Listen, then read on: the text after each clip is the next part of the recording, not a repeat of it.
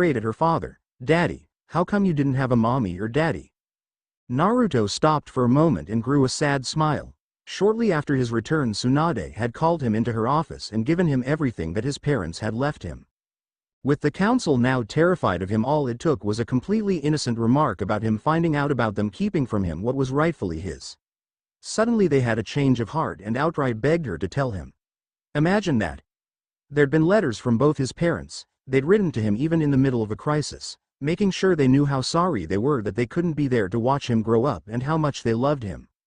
Naruto put both the letters in his and Morgana's private vault the moment he got home. Those were worth more to him than anything monetary ever could be. His mother he had nothing bad to say about. Her letter had been something he'd craved since the day he first thought about his parents, and hearing her talk about how much she cared was exactly what he'd wanted to hear. And it's not like she had any of the blame for how his life turned out. No part of the whole thing had been her fault. His father was a much more complicated matter. While he could understand his position, he'd still made his life a living hell with his actions. Not to mention the fact that he could have had a relatively normal life if he had simply sealed the Kyuubi back inside his mom. On the other hand, if his life hadn't been crap during his childhood, he'd have never met Morgana. He'd decided that, if he somehow ever met them, he'd give his mother a big hug and beat the piss out of his father, but he'd leave him alive. Looking down at the curious gaze of his daughter, he finally answered her, "The world isn't always a nice place, princess. They had to go away the day I was born, I'm afraid." Catherine's got real worried at those words. "You're not gonna go away, are you, Daddy?" Naruto almost began panicking at the tone she was using. Looking down and seeing her quivering eyes made it worse. No, of course not. Daddy's not going anywhere, so don't you worry." He made sure to wipe the tears gathering at her eyes. With a little sniffle, Catherine buried her face back in her father's chest. Victor's voice suddenly piped up, gaining the attention of both Naruto and Morgana as his father approached the table, saying, Can we eat that?" while pointing at something. They both followed his finger until they laid eyes on Sakura. Morgana was the one to answer while taking him from his father. "No, there's hardly any meat on its bones and you have no idea where it's been. Not to mention whatever disease gave it pink hair. Do you want pink hair, Victor?" Said boy suddenly panicked, grabbing his head as if to shield it from whatever outside force tried to change it while shouting, No. Morgana sat him down and began cutting him a piece of cake. "That's why we don't eat strange or questionable things. You have no idea what horrible thing might happen to you if you eat something that shouldn't be eaten. So the next time you think about eating something new or odd looking when neither your father or I are around, what will you do?" Victor thought for a moment while staring at the piece of cake that was just put in front of him. Not eat it? He was smacking his lips just looking at the cake. Morgana grinned. Both her children inherited her love of cake. Chances are they'd inherited their father's love of ramen too, but that was an adventure yet to take place. "And why will you not eat it, Victor?" she asked as she passed her amused husband a large chunk of cake to share with their daughter. Victor was about to take a bite when his mother's hand gently grabbed his and stopped the fork from reaching his mouth. He looked over and saw her looking at him with the expectant look all mothers seem to have. "You all know that evil look, because if I do eat something bad my hair might turn pink." Morgana thought about it for a moment. Good enough, I suppose. She let go of his hand before grabbing her own slice of cake. The family of four gleefully devoured the entire cake while the pink monkey laid in a crumpled heap a ways away from them. A stray pack of dogs wandered out of the woods shortly after the family had left, sniffing the thing, thinking it might be an easy meal. Each one caught a whiff before letting out a simultaneous yelp and running off towards one of the numerous rivers around the village. As much as they hated bathing, they needed one. They felt so dirty all of a sudden. The end. I hope you enjoyed this episode. Remember to subscribe and like this video. See you in the next part.